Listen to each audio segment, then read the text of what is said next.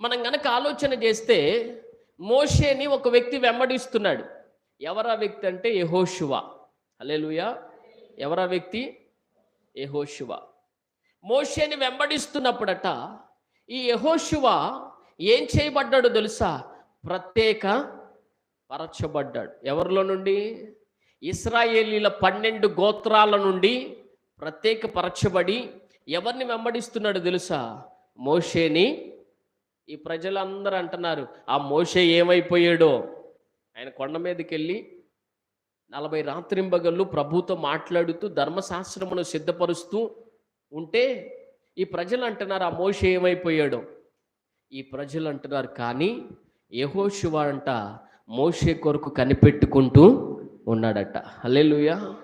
మీరు గమనించండి, లోకములో నుండి ప్రత్యేక పరచబడినటువంటి అనుభవములో లేదా ఇశ్రాయేల్